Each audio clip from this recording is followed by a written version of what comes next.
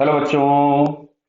इसमें दिया है two identical billiards ball undergoes oblique elastic collision. Oblique means two dimensional. Initially one of the ball is stationary. If initial stationary ball after collision moves in the direction making an angle 37 degree with the direction of initial motion of the moving ball, then angle through which initially ball moving is deflect. Clear? देखो, ये कायदे से तो result है, आपको पता होना चाहिए कि अगर दो इलास्टिक ऑब्जेक्ट्स हैं जिनके मासेस सेम हैं, ऑब्लिक कोलिजन करते हैं, उनमें से एक ऑब्जेक्ट अगर रेस्ट पे है तो कोलिजन के बाद दोनों वेलोसिटीज के बीच में एंगल जो होगा वो 90 डिग्री हो जाता है. ये रिजल्ट वैसे आप याद रखें. तो इसके अकॉर्डिंग आंसर तो हमको 53 मिल गया एक बार में. क्लियर? अब ये कैसे होता है, चलो ये मैं आपको डेराइव करके दिखा देता हूं, बट आपको ये रिजल्ट याद रखना है आज के बाद. ये मान लेते हैं कोई भी एक बॉल थी जिसका इनिशियल वेलोसिटी कुछ यू था, इसका मास एम था, ये दूसरी वाली बॉल रेस्ट पे थी. ये बिफोर कोलिजन है. आफ्टर कोलिजन हम लोगों ने बोला कि ये इनिशियल डायरेक्शन था. मान लेते हैं इनमें से कोई एक वाली जो बॉल है वो किसी v1 वेलोसिटी से इधर चली गई. ये वाला एंगल कुछ भी θ1 है, मास इसका m ही है अभी भी. और दूसरी वाली बॉल कहीं इधर चली गई जिसकी वेलोसिटी कुछ भी v2 है, इसका एंगल यहां पे θ2 है. क्लियर? तो देखो, मैं भी डेराइव कर रहा हूं इसको, हालांकि कोएफिशिएंट ऑफ रेस्टिट्यूशन के बेसिक फॉर्मूले से एक लाइन में निकाला जा सकता है. मैं आपको पूरा डेरिवेशन करके दिखा देता हूं. इनिशियल मोमेंटम था एम यू एक्स एक्सिस के लॉन्ग. फाइनल मोमेंटम अगर हम लोग देखेंगे तो M we one cos θ1 plus M we two cos θ2. Clear? तो यहां से मासेस अगर हम कैंसिल कर दें तो मिलेगा v1 cos θ1 प्लस यहां से आपके पास मिल रहा है v2 cos θ2. ये आ गया इक्वेशन नंबर 1. ये हमने एक्स एक्सिस के लॉन्ग मोमेंटम कंजर्वेशन लगाया. अगर मैं वाई डायरेक्शन में देखूं तो इनिशियल मोमेंटम जीरो है तो फाइनल भी जीरो होगा. लेकिन इस वाली बॉल का मोमेंटम इधर प्लस मिलेगा और इस वाली बॉल का मोमेंटम माइनस मिलेगा. M we one sine θ1 M we two sine θ2. Clear है? तो यहां से हम लोगों के पास आता है v1 sign θ1 minus v2 sign of θ2 बराबर जीरो. ये आ गया इक्वेशन नंबर 2. क्लियर है? कोलिजन इलास्टिक दिया है तो एनर्जी भी कंजर्व होगी.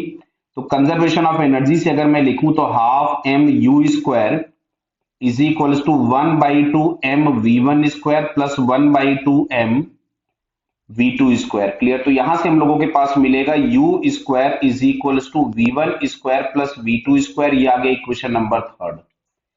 अब देखो, यहां से इक्वेशन नंबर 1 और इक्वेशन नंबर 2 का मैं स्क्वायरिंग कर रहा हूं और एडिंग करूंगा. क्लियर है? तो 1 का अगर हमने स्क्वायर किया तो लेफ्ट हैंड साइड में यू स्क्वायर है और सेकंड वाले में जीरो है. राइट हैंड साइड में हम इसका स्क्वायर करेंगे पूरे का. तो यहां से हमारे पास मिलेगा v1 square cos square θ1 plus v2 square cos square θ2 plus 2 v1 v2 cos θ1 cos θ2. Clear है? अब अच्छा, मैं इसका स्क्वायर करूंगा तो इसका स्क्वायर करेंगे तो हमारे पास मिलेगा v1 square sine square θ1 plus v2 square sine square θ2 minus 2v1 v2 sine θ1 sine θ2. बेटा दिख रहा है आपको ये? अब देखो, इनमें से इसको मैं एक साथ लिख देता हूं, इन दोनों को. तो क्या दिख रहा है? आप कॉमन निकालेंगे v1 स्क्वायर तो ब्रैकेट के अंदर cos square θ1 plus sine square θ1 1 हो जाएगा. इन दोनों को एक साथ लिख देता हूं मैं. तो यहां से हम लोगों के पास आ जाएगा प्लस v2 स्क्वायर. अच्छा, इसमें से मैं प्लस 2v1 v2 कॉमन निकाल लिया तो ब्रैकेट के अंदर आपको दिख रहा है cos θ1 cos θ2 minus sine θ1 sine θ2. क्या हम इसको ऐसा लिख सकते थे v1 square plus v2 square plus 2v1 v2? क्या ये cos ऑफ θ1 प्लस θ2 का फॉर्मूला लिखा हुआ था? बोलिए, ये cos ऑफ θ1 प्लस θ2 लिखा हुआ था. अब इक्वेशन नंबर 3 अगर हम लोग यूज करें तो इस v1 square plus v2 square, यहाँ पे u स्क्वायर था ये, इसको अगर हम लिख ले बराबर तो ये कैंसिल हो गया. तो फाइनली आपके पास यहां से आता है 2v1 v2 cos of θ1 plus θ2 is equal to zero. तो ये जीरो तो था नहीं, तो जीरो हमारे पास क्या हो गया, cos of θ1 plus θ2 is equals to zero. तो क्या यहां से हम लोग लिख सकते थे कि θ1 प्लस θ2 इज 90।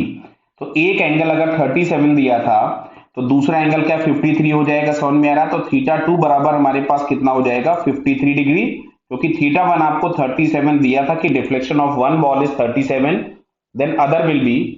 तो देखो यहां से एंगल दिया हुआ है 37, देखिए दिया हुआ था, क्लियर। तो ये हमारे पास आ जाएगा 53। तो ये पूरा डेरिवेशन मैंने आपको करके दिखा दिया, बट आपको ये रिजल्ट याद रखना है कि दो बॉल जिनके मास बराबर हैं, जिनमें से एक पहले से रेस्ट पे है, दूसरी मूविंग है, कोलिजन इलास्टिक टू डायमेंशनल होता है, तो दोनों की फाइनल वेलोसिटीज के बीच में एंगल हमेशा क्या बनेगा 90 डिग्री। क्लियर है बेटा।